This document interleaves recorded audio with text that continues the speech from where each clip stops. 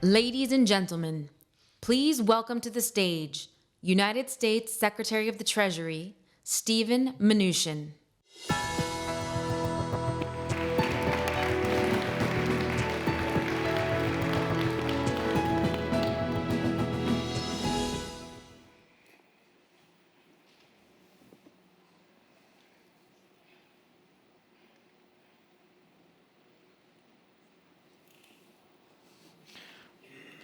I thought the others were coming on the stage before I was starting. So why don't I invite my other finance ministers to join me, please?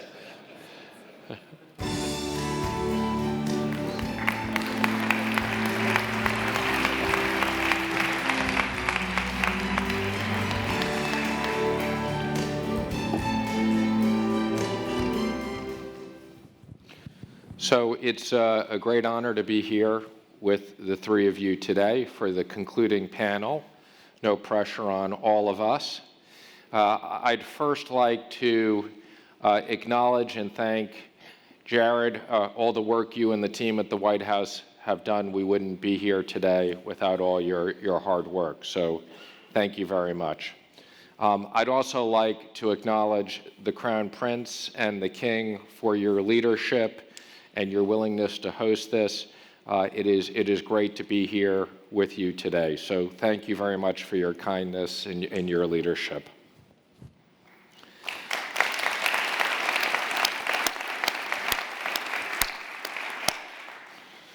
Sheikh Salman, thank you also for co-hosting the event. I'm very proud to have co-hosted this with you. It has really been a terrific opportunity to spend time with you here over the last day. And I want to comment in particular what a great job you have done with this economy here, how you've transformed it, how you've grown it, the landscape, and very much appreciate all the work you've done on behalf of the kingdom. Thank you very much, Secretary Mnuchin. And first of all, ladies and gentlemen, Your Highness, Your Excellencies, welcome to the Kingdom of Bahrain. We hope that we have provided you with the warm Bahraini hospitality and welcome. It has been a pleasure working with our partners in the United States and our partners in the region to provide a platform through which we can discuss new ideas and new approaches. Thank you for your comments on the economy of Bahrain.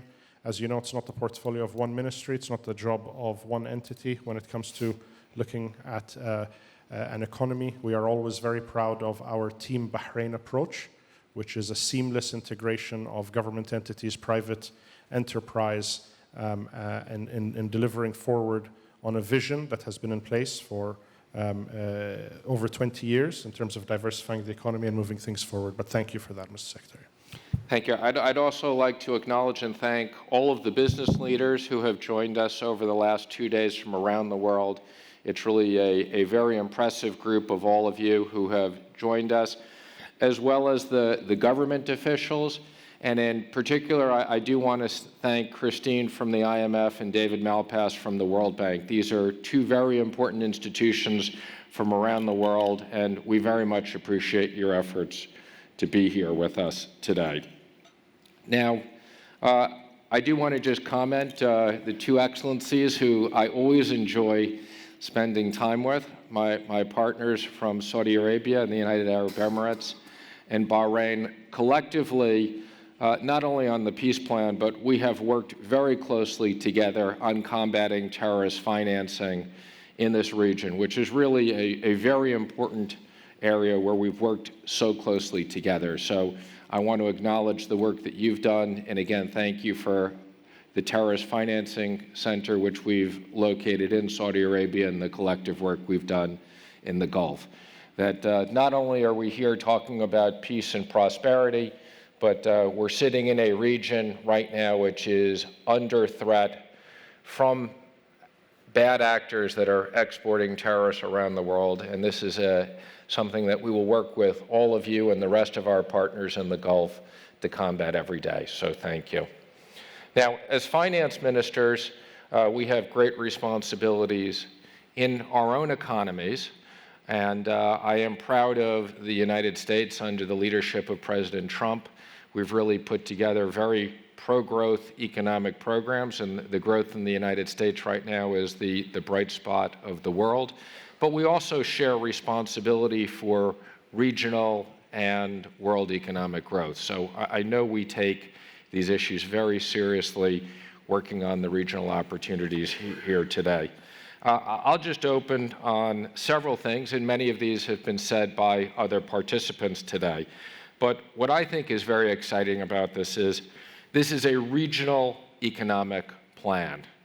Although Gaza and the West Bank are a major focus of this plan, it also includes Jordan, Egypt, and Lebanon, that it is very important that we focus on these economies as a whole.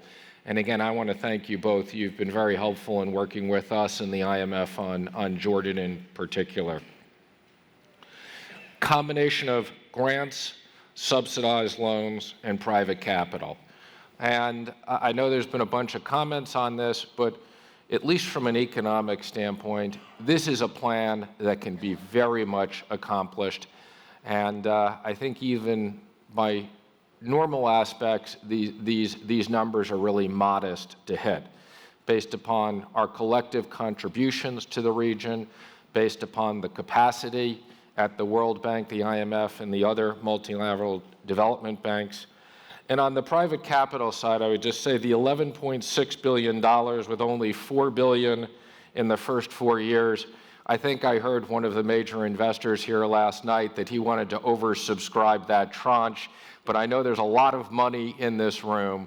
So I am highly confident that Jared and I will have the first $4 billion. We're going to have to allocate that around. It's going to be like a hot IPO. So I do want to just say these numbers are very definable and achievable. I think what we've heard collectively, what do we need? We need a strong fiscal policy. We need sound business climate. We need strong property rights. We need the rule of law. We need pro-growth governance.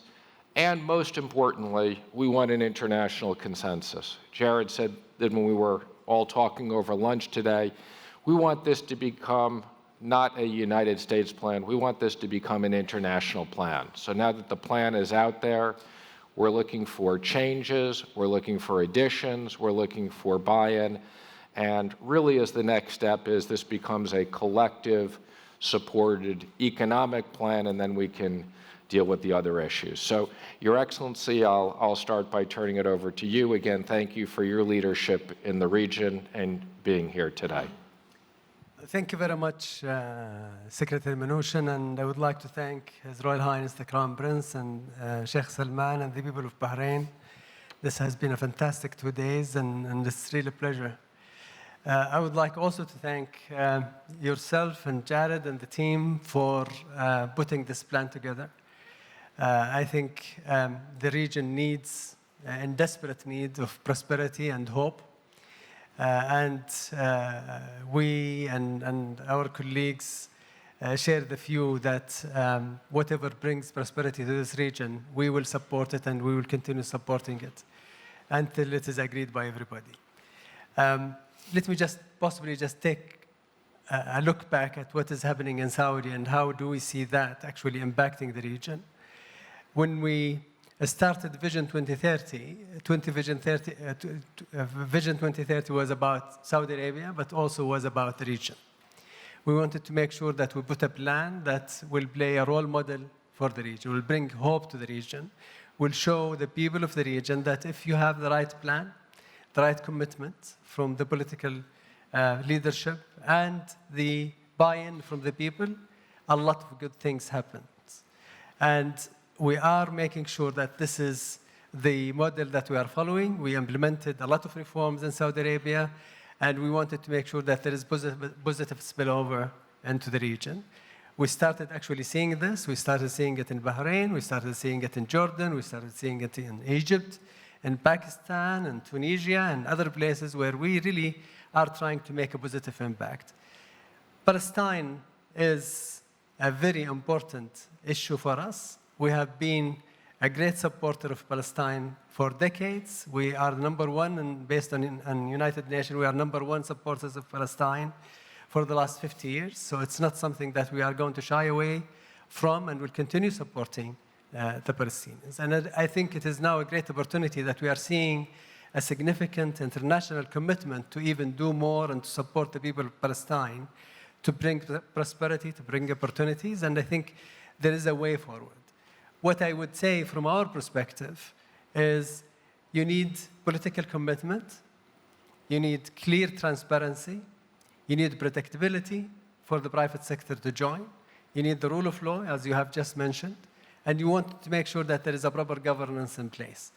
And it is very important for Saudi Arabia and for the region to make sure that the private sector drives this. So we wanted to make sure whatever we contribute as government is we contribute to actually crowd in the private sector, to make sure that we provide the right environment for the private sector. And I think the Palestinians are able to do this. I think if they provide the right environment, the private sector will participate. And obviously, with the support of the international community, we will see a lot of positive things.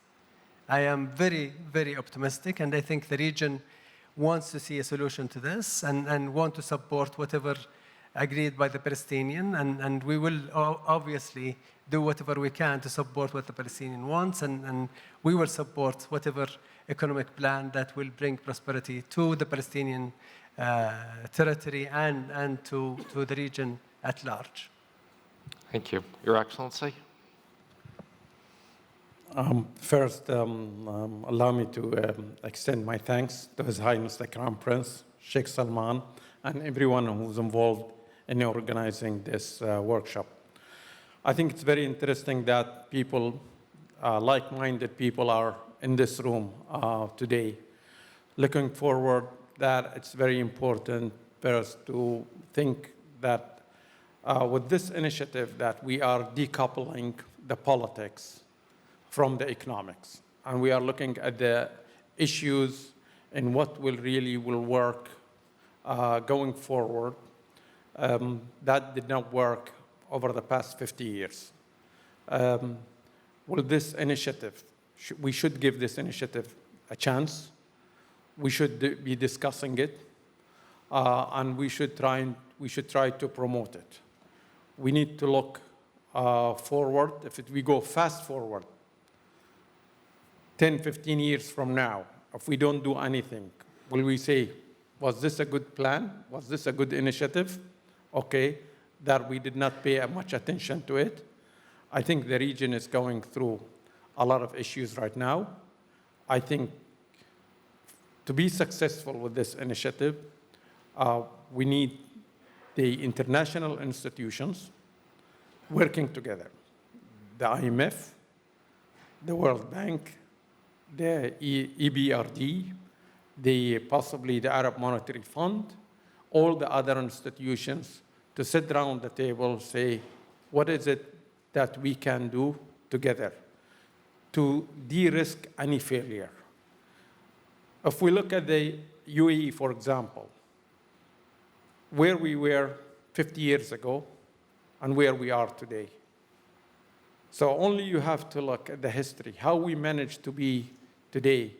You know, the diversification of the economy, the transparency that we have, the rule of law that we have applied, very clear judicial system that's there. Okay, now to lead, you need all of these elements. But also to lead, you need to make sure that you are planning a very clear future for the young people. And you have to see what we have to do. I think we need to address the issue that we need to provide prosperity to the Palestinian, and they have to aspire to a better future. If this initiative right now on the table, and it is the only initiative that's being discussed, then we should give it a fair chance.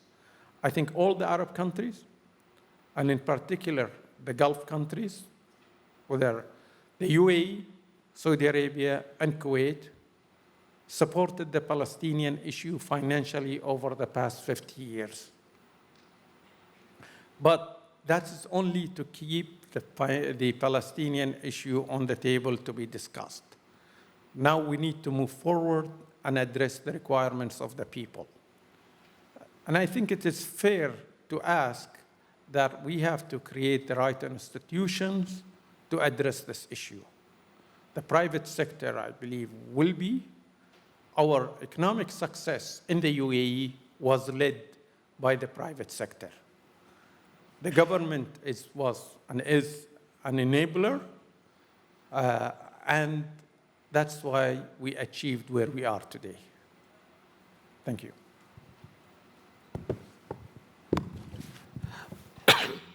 Thank you, Mr. Secretary. And I think my friends and partners touched upon some of the points, but just like to add, one of the things that has really been a defining characteristic of the development of this region has been a recognition of the importance of engaging the private sector. So as opposed to governments just playing the role of being direct drivers of planned growth, which was, for a period, what was happening in the region, through the visionary leadership in the United Arab Emirates, in the Kingdom of Saudi Arabia, and in the Kingdom of Bahrain, there was an identification of the fact that if you create the right environment in which the private sector can thrive, if you can create the right legislative framework, if you can create the right oversight and governance mechanisms, and then let the government get out of the way and have the private sector do its job, then instead of putting $1 into the economy, you end up having multiple dollars come in for economic growth and development. But at the same time, you need a plan. And I'd like to thank Jared and the team for putting together and presenting here is a plan. You can always discuss the plan and the details of the plan, but you need a plan.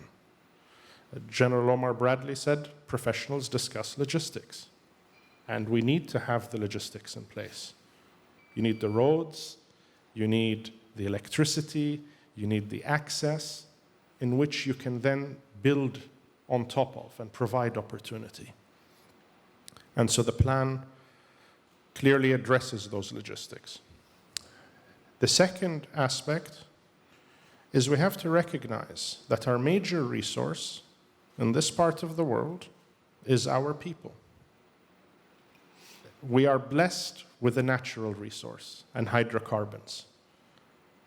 But we have to recognize that in some cases that is a distorting factor. It's a distorting factor for how we calculate revenue. It's a distorting factor for how we calculate economic growth. We was having a discussion with my colleagues over dinner last night about how we now distill our data into non-oil revenue, non-oil GDP, and look at those factors, because that gives us policy-driven growth factors. And that's driven by a recognition that our main resource and our main natural resource is our people. And empowering our people in the region is what allows them to thrive. Give them the opportunities, give them the access to capital, give them a proper legislative framework in which they can work and invest, and you will always be astounded by the results. And having seen parts of the plan over the last couple of days, there's a clear recognition in the Palestinians' ability to grow and the need to invest in the Palestinian people's resource to thrive and grow and build a better future. And that's an important part as we look to the future and plan how do you grow and create opportunity. Well, I think that couldn't be better said. I mean, as finance ministers and as parts of our governments, our number one focus is really making sure there are better opportunities for our own people. That's really the purpose why we focus on having the right security, having the right institutions, and having the right economic platforms. And I think what brings all of us here together in this room today and yesterday is really our collective desire to make sure that the people in this region have the right economic opportunities. They have the right education, they have the right medicine, and they have what we all want, is really to give their children better opportunities and a future. And I take away, I couldn't be happier with how this has gone the last 2 days and the discussions and the collective interest on this. And I want to especially thank the Palestinian business leaders who are here with us. I think as many people have acknowledged, this has got to be something that's driven by the private sector. This just can't be a top-down government plan, whether it's our plan or the Palestinians' plan. But again, I just want to thank everybody who's been part of this. I look forward, on behalf of President Trump and Jared and the rest of the administration, moving this forward with all of you together. And I know the most important thing to have a successful finance session is to end on time. So thank you all for being here. Thank you for your travels, and we look forward on following up. Thank you very much. Thank you. Thank you. Thank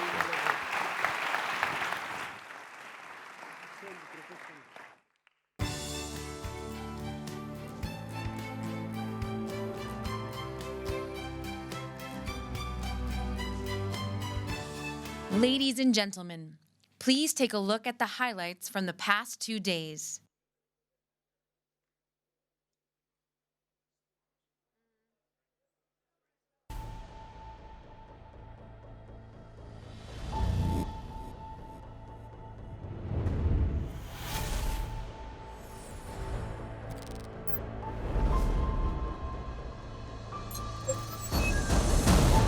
My direct message to the Palestinian people is that despite what those who have let you down in the past tell you, President Trump and America have not given up on you. This workshop is for you. The vision we developed and released, if executed correctly, will lead to a better future for the Palestinian people, a future of dignity, prosperity, and opportunity. This type of transformation is financially doable. The most brilliant minds are the Palestinian minds. And for me, if you have a brilliant mind, you solve 90% of your problem.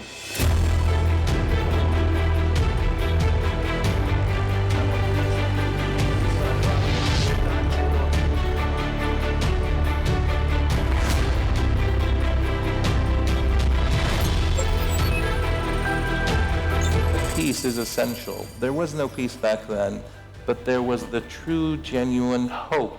I think in terms of investment in education, what would also be required is the appropriate education focus on what will develop into jobs.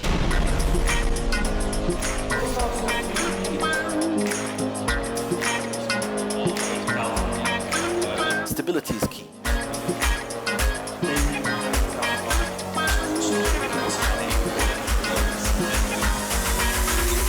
Together around the game, around the match, around an emotion, around a dream, and that's what we have to give to people as well, right? Hope, dream, and a smile.